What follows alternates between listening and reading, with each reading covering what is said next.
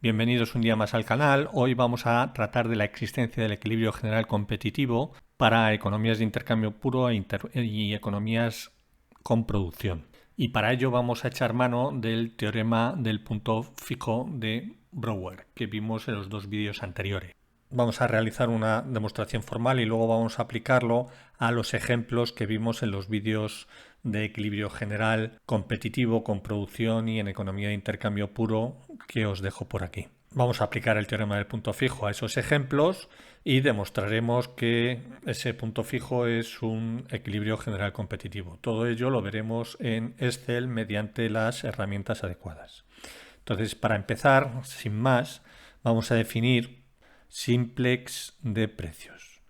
Si sabemos que hay K mercancías, K bienes, el simplex de precios lo vamos a definir como el conjunto de dimensión K-1 tal que el vector de precios pertenece a RK positivos y tal que el sumatorio de todos los precios desde I1 hasta K es igual, ese sumatorio es igual a 1. Es decir, es de dimensión K-1 porque teniendo los K-1 definidos, el Késimo ya lo está, porque tiene que sumar 1. Bien, pues, por ejemplo, para dos precios, P1, P2, gráficamente lo que tendríamos es P1, P2. Entonces lo que tenemos es que si aquí ponemos 1 y aquí ponemos 1, la recta que une estos dos puntos, este sería el simplex de precios. Este sería el conjunto de simples de precios para cuando hay dos bienes, dos precios. Si tenemos P1, P2 y P3, lo que tendríamos sería, si aquí tenemos los ejes coordenados en tres dimensiones, entonces aquí tenemos P1, aquí tenemos P2 y aquí tenemos P3. Si ponemos aquí el 1, 0, 0, aquí ponemos el 0, 1, 0 y aquí ponemos el 0, 0, 1, lo que tenemos es que tenemos este plano, entonces todos los puntos de ese plano pertenecen al simplex de precios S de K-1, siendo K3, pues sería el conjunto de simples de precios S2. Ese sería el simplex. Y como vemos, este simplex, al sumar 1 estrictamente, es un conjunto, como vemos, en 2 y en 3 dimensiones, se puede generalizar para n dimensiones, lo que pasa que, claro, ya no lo podemos dibujar. Lo que tenemos es que es un conjunto cerrado y acotado, luego es compacto, tanto la recta como este plano, es cerrado y acotado y además es convexo. Luego tenemos que cumple las propiedades de convexidad y compacidad que nos exigía el teorema del punto fijo. Bien, entonces ahora podemos definir el siguiente teorema. El siguiente teorema de existencia sería un teorema de existencia. Esto es algo teórico ahora, pero vamos a verlo luego en Excel y veréis que se resuelve de forma relativamente sencilla. Entonces aquí lo que ponemos es lo siguiente: sea la función de exceso de demanda, es una función que va desde el simplex, vamos a suponer que es el simplex de precios, es SK-1, hay K bienes, a R de K, es decir, los excesos de demanda. Esto sería una función vectorial que va de SK-1, porque el Késimo ya está dado, hasta R de K, los excesos de demanda de los K bienes. Entonces, esta es la función de exceso de demanda, entonces suponemos que es una función continua. Una función continua y cumple la ley de Walras. Eso ya lo vimos en los vídeos de equilibrio general que os dejo aquí arriba a la derecha.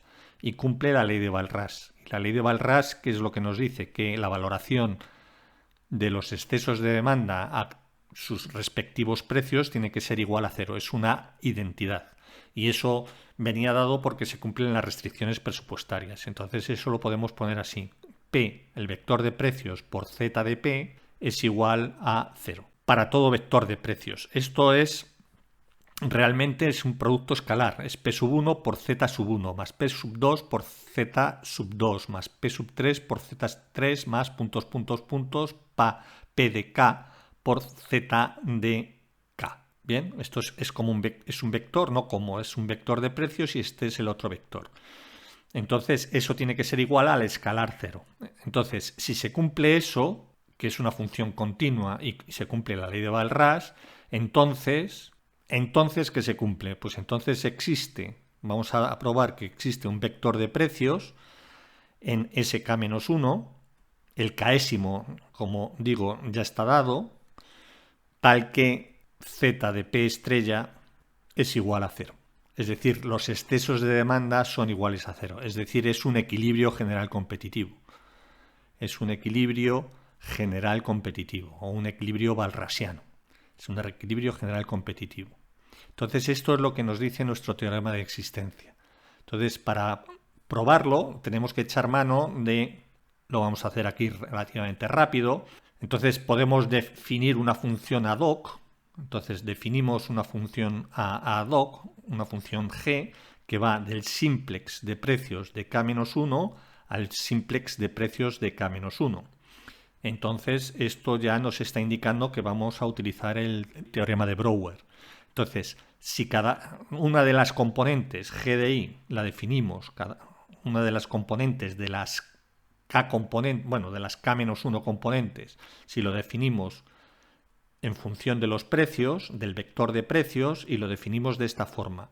Para la componente iésima, lo que vamos a tener es que esa función para la componente iésima es el precio que haya, el precio de ese bien, más el máximo entre 0 y el exceso de demanda. Bien, si el exceso de demanda es positivo, este máximo será positivo, y si el exceso de demanda es negativo, es decir, hay exceso de oferta en ese mercado, lo que tenemos es que el máximo es 0.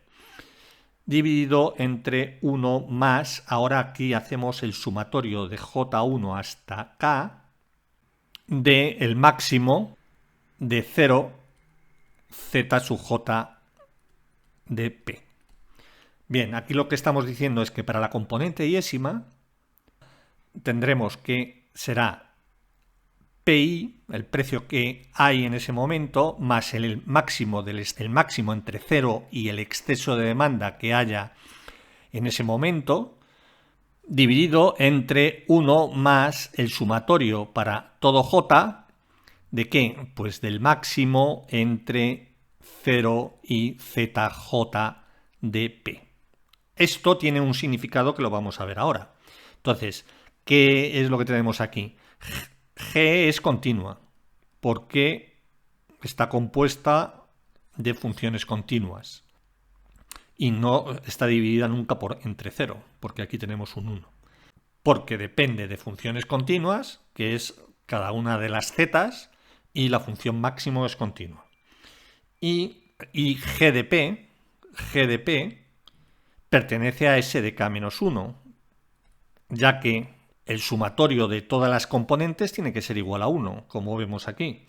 Desde i igual a 1 hasta k, esto es g de i de p es igual a 1, ¿vale? Porque esto es una fracción, el sumatorio de p de i tiene que ser 1, el sumatorio de todos los precios tiene que ser igual a 1, entonces el numerador tiene que ser siempre inferior al denominador.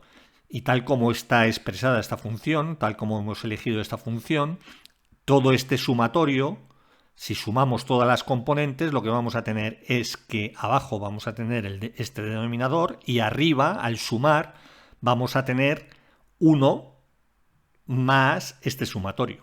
Es decir, que el sumatorio de todas las componentes es igual a 1. Luego pertenece al simplex de precios.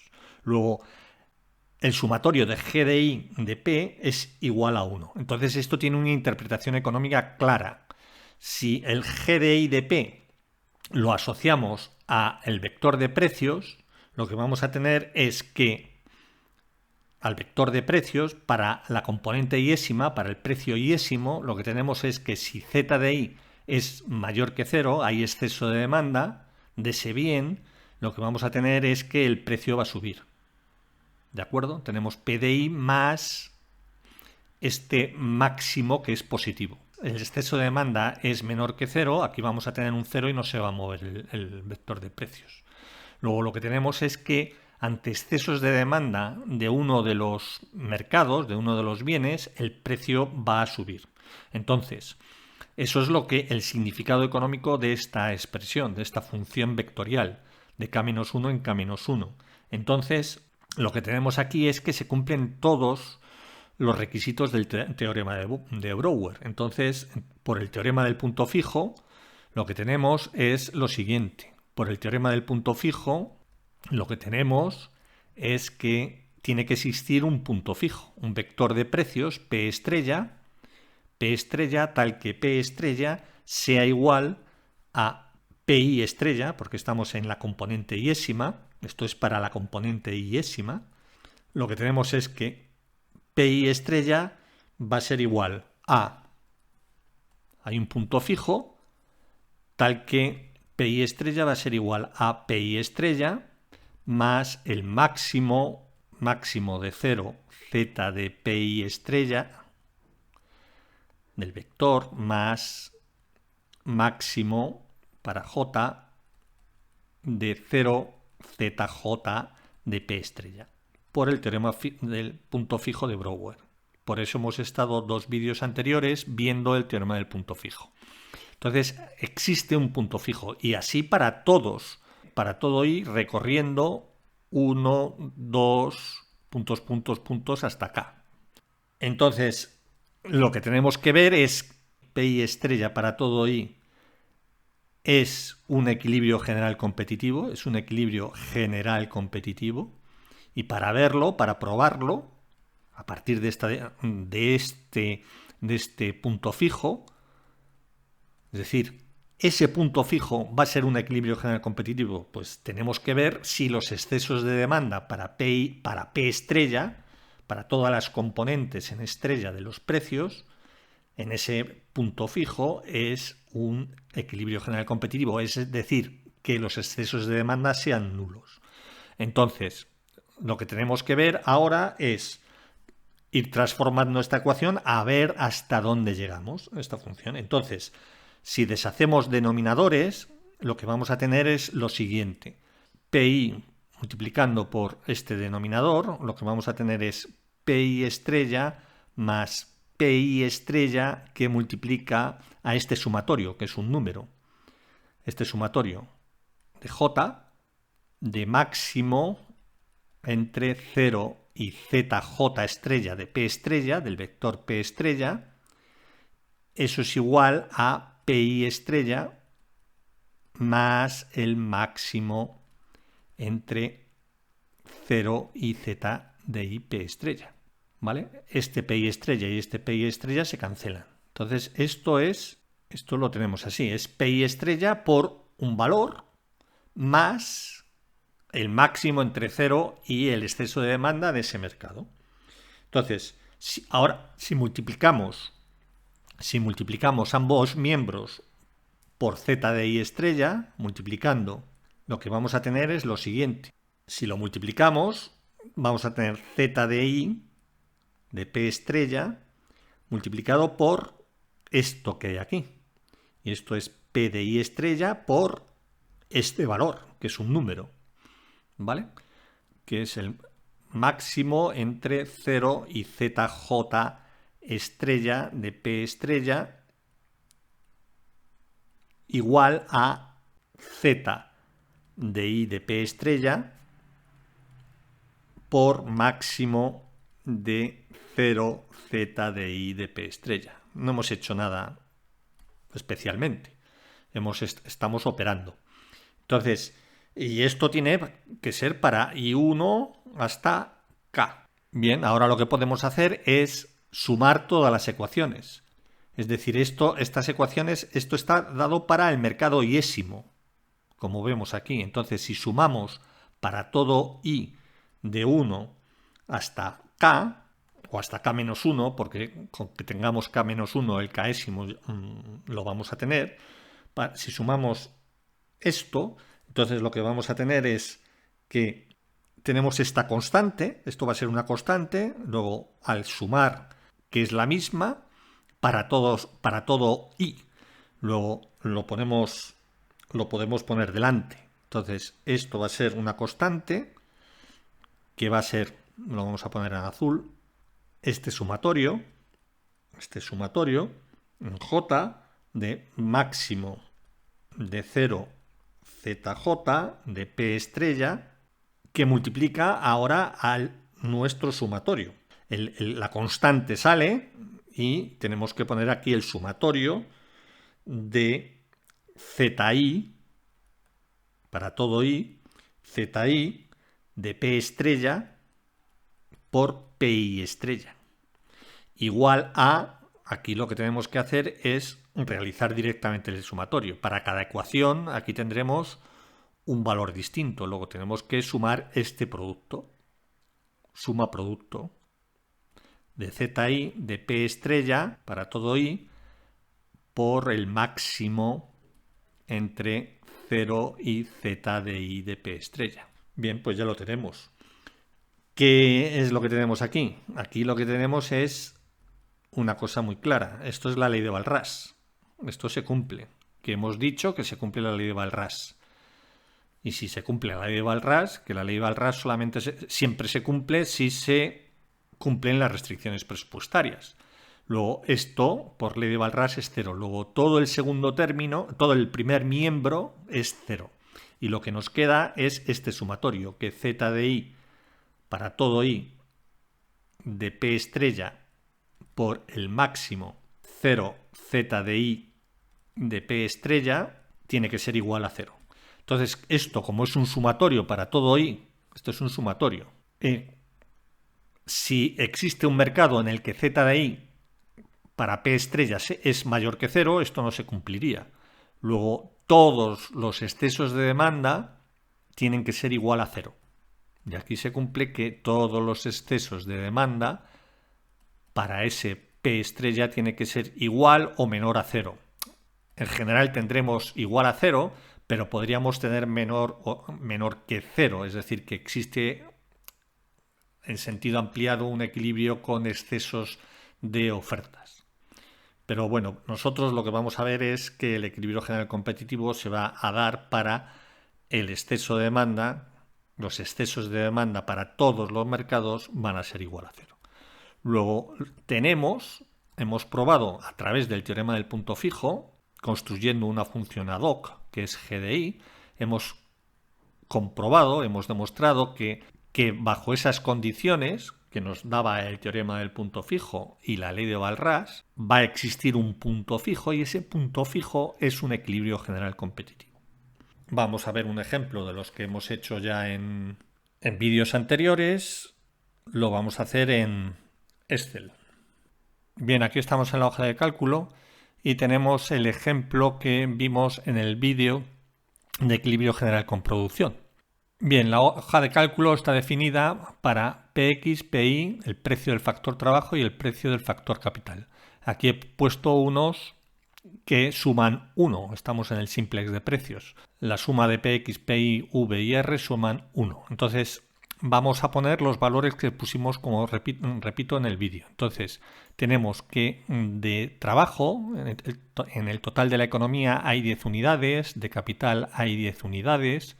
Tenemos que la empresa que produce el bien X tiene el exponente de la función de producción del trabajo es 0,33, el del capital es 0,33, el coeficiente que multiplica la función de producción lo he dejado unitario, 1, la función de producción del bien Y, el exponente es 0,33, el otro exponente del otro factor es 0,33, son funciones Cobb-Douglas, el factor de escala es 1 y ahora tenemos aquí la utilidad del individuo, que también son Cobb-Douglas, la utilidad del individuo A y la utilidad del individuo B. Que ponemos los exponentes, la utilidad depende de X y de Y. Bien, pues para el individuo A, el exponente de X es 1, el exponente de Y es 1 y para el individuo B el exponente de X es 2 y el exponente de I es igual a 1.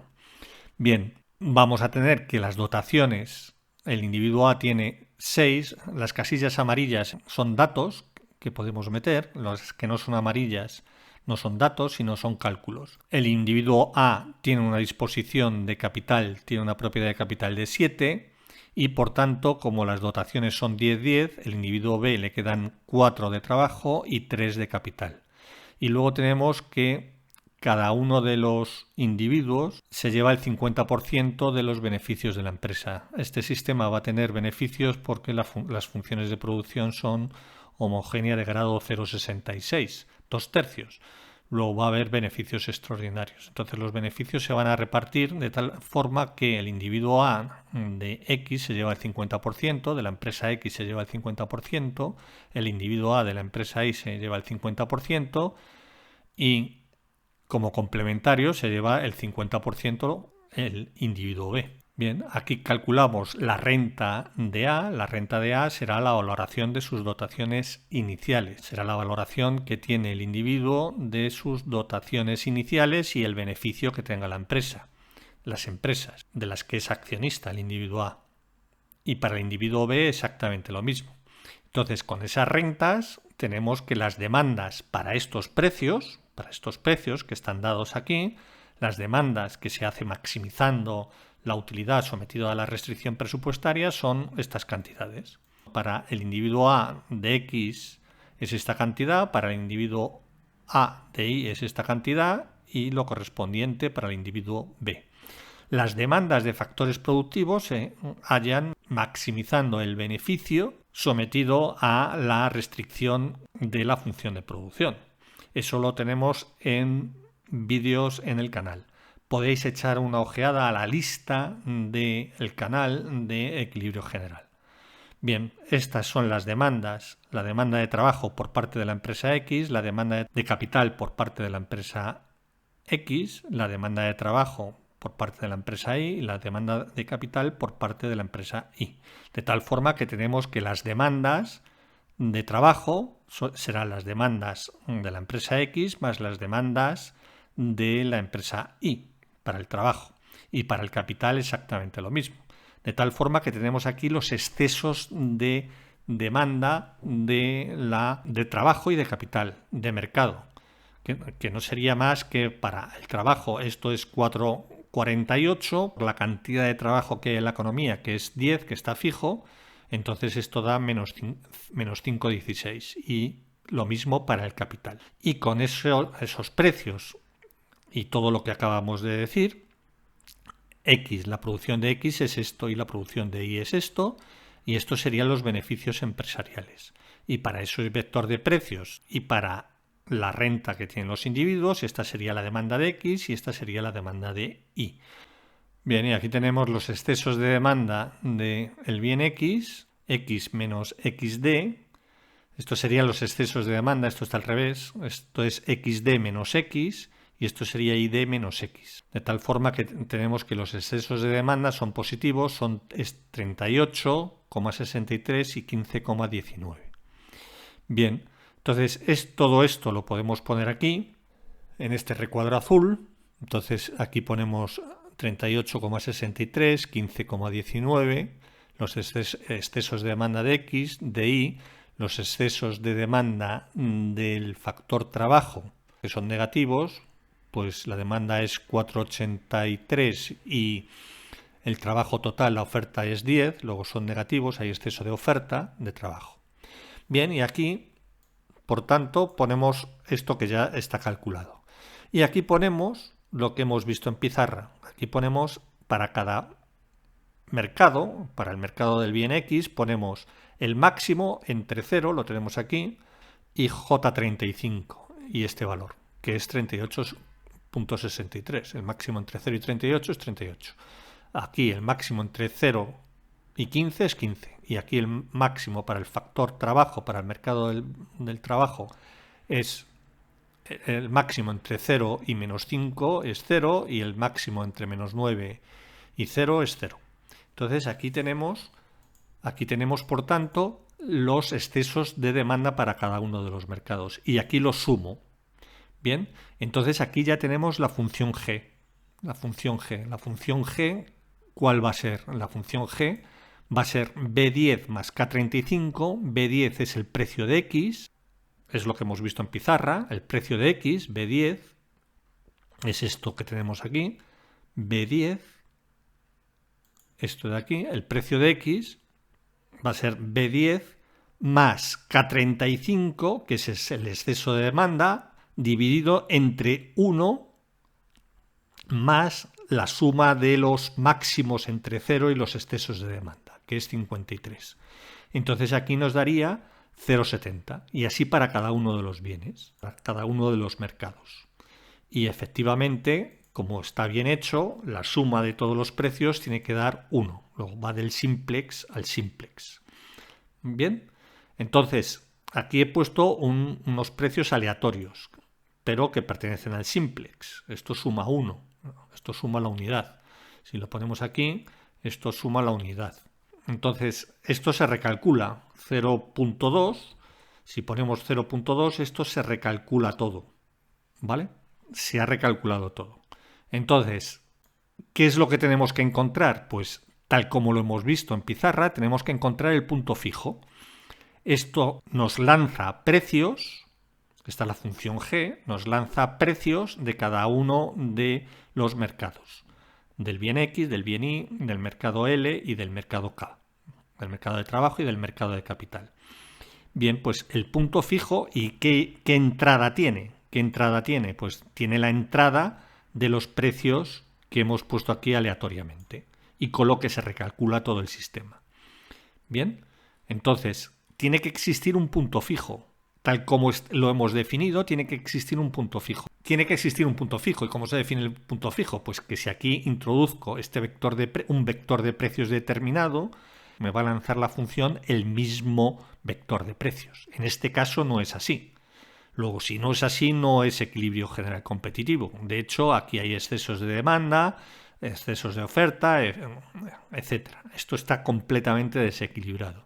Entonces, lo que hay que encontrar es un punto fijo. Entonces, lo que tenemos que hacer es que las diferencias entre el precio que introduzco en la función, una vez que he calculado los excesos de demanda, el vector de precios que introduzco en la función con el que me saca, con el que me escupe precios, esta diferencia de precios, que es lo que tengo aquí, B10 menos M35, B11 menos M36, etcétera, etcétera, si es punto fijo, estas diferencias tienen que ser 0. Es decir, Z de P tiene que ser igual a P. Entonces, si esto fuera 0, hemos encontrado un punto fijo. Y por lo que hemos visto en pizarra, ese punto fijo cumple que es equilibrio general competitivo. Es decir, que todos los excesos de demanda son igual a 0. Bien, pues entonces, ¿esto cómo lo podemos hacer? Esto lo podemos hacer con Solver. Entonces, por ejemplo, vamos a ver lo siguiente. Si vamos a datos, le damos Solver y le decimos, bueno, aquí ya lo tengo porque ya lo he probado antes, pero bueno, vamos a decir celda objetivo. Todas estas celdas tienen que ser igual a 0, pero Solver no me permite un rango de celdas. Entonces, Solver, lo que podemos hacer el siguiente truco, de decir, bueno, pues la celda objetivo va a ser, como solamente me deja una celda, pues le decimos que el precio, que esto tiene que ser igual a 0. Las diferencias de precio de entrada y precio de salida es 0 para que sea punto fijo. Bien, pues le damos esto, que sea igual a 0. Entonces le decimos valor de la celda objetivo, que sea máximo, nada, no nos interesa que sea mínimo, nos interesa que sea igual a 0. Y entonces, cambiando las celdas, ¿qué celdas? Pues las celdas de precios de entrada. Las celdas de precios de entrada. Las celdas de precio de entrada son las siguientes: PX, PY y V. R no hace falta porque R ya está dado. Con que estén equilibrados n-1 mercados o k-1 mercado, el késimo ya está. Y además este es aquí decidimos crear el simplex de precios para aplicar el teorema del punto fijo. Entonces, vamos a Solver. Entonces decimos, cambiando las celdas, ¿qué celdas? Pues B10 a B12, 10, 11 y 12, que sería precio de X, precio de Y y precio de L, que es el W que llamamos. Y R, el precio del capital, está dado por diferencias, porque la suma de los precios tiene que ser igual a 1. Bien, entonces esto ya lo tenemos, pero no solamente tenemos que igualar esto igual a 0, sino que tiene que ser todo el vector igual a 0. Entonces, que tiene que ser todo el vector igual a 0. Entonces lo que le decimos es que, como no nos dejaba poner en la celda objetivo el valor 0, pues le decimos que en D36, D37 y D38 como restricción, le decimos que tienen que ser igual a 0. Y con ello lo que estamos diciendo, en resumen, es que exista un punto fijo, es decir, que las diferencias entre los precios de entrada y los precios de salida tienen que ser igual a 0. Esa diferencia tiene que ser igual a 0, es decir, que el precio de entrada tiene que ser igual al precio de salida. Y ¿cómo lo hacemos? Pues ¿cómo maniobramos? Pues cambiando. Solver lo que hace es cambiando los precios de entrada de tal forma que todo esto se cumpla. Bien, si le damos, esto tendría que ser igual a 0. Es decir, aquí tendríamos que obtener un vector de precios de 4 dimensiones, de 4 componentes, tal que sea un punto fijo, porque esto es igual a 0. Y comprobaremos que los excesos de demanda tienen que ser nulos. Le damos aquí a resolver y dice Solver ha encontrado una solución, le damos a aceptar y efectivamente aquí el punto fijo nos da para cada uno de los mercados es 0,000 y el vector de precios es este, que suma 1. Y este vector de precios es exactamente, el vector de precio de salida es exactamente igual al vector de precios de entrada. ¿Y qué es lo que ha hecho ese punto fijo? Lo que nos ha generado es que los excesos de demanda sean igual a 0. Luego hemos obtenido el equilibrio general competitivo y aquí obtenemos todos los valores. Y este es el resultado que obteníamos en el vídeo de equilibrio general competitivo con producción. Estos precios son los que obteníamos. Hemos puesto aquí los parámetros para que sea exactamente el mismo. Lo que pasa es que allí calculábamos el precio con R igual a numerario. Es decir, que si dividimos todos los precios entre R, el resultado es el mismo. Aquí entre R, y le damos aquí, entre A13, B13, le damos aquí Fn, F4, este sería el precio de X, el precio de Y y el precio de Z. Aquí nos sale 1, esto sería 1 realmente, está hasta 4 decimales. Bien, esto lo podemos poner así. Formato de celdas, pues le ponemos número, le damos 4 decimales y le damos esto. Entonces esto es lo que nos salía en nuestro vídeo. Bien, y con todas las variables que teníamos que resolver manualmente. Bien, aquí teníamos también que la TMT, la tasa marginal de transformación, tenía que ser igual a la relación marginal de sustitución del individuo A y del individuo B. Estas debían coincidir y esto lo que nos daba era que era un óptimo en sentido de Pareto. Eso está todo en el vídeo, como digo anteriormente. Entonces aquí lo que podemos hacer es podemos cambiar algún parámetro. Por ejemplo, aquí podemos cambiar este parámetro. En vez de 1, que sea 2. Y aquí en vez de 1, que sea igual a 0,5. ¿Vale? Entonces esto ya, a estos precios que eran de equilibrio para esos otros parámetros, esto ya está completamente desequilibrado. Aquí ya tenemos aquí tenemos ya este desequilibrio de ZX, de X, de Y, etc. Entonces este ya no es un precio de equilibrio. ¿Qué es lo que podemos hacer? Pues lo que podemos hacer es otra vez aplicar Solver y a ver si obtenemos otro punto fijo. Entonces si aplicamos Solver, le damos resolver y efectivamente obtenemos otro punto fijo. otro punto fijo. Es decir, los gustos de los consumidores han cambiado y tenemos ahora que han cambiado y por tanto los precios de equilibrio han cambiado. Es 0,42, 0,41, 0,81, etcétera, que son estos mismos de aquí. Es el mismo punto. ¿Vale? Podemos hacerlo, por ejemplo, para que cambie la función o las cantidades de L. Por ejemplo, ahora en vez de L que sea 10, puede ser ahora 15. Y en vez de el capital, en vez de que sea 9, 10, pues que sea 8. Con esto lo que estamos haciendo es que el trabajo en equilibrio tiene que tener un precio inferior al que tiene ahora, al que tenía en equilibrio anterior, porque hay una oferta mayor de trabajo. Bien, pues estos precios ya no son de equilibrio. Aquí tenemos que Z de L, Z de K, el exceso de demanda de trabajo y de capital ya no son cero, esto tampoco es cero, y entonces vemos que 0,20 aquí nos da unos precios que no es un punto fijo, esto nos da 0,2474 el precio de salida y esto es 0,4240 y así para cada uno de ellos. Luego no es un punto fijo.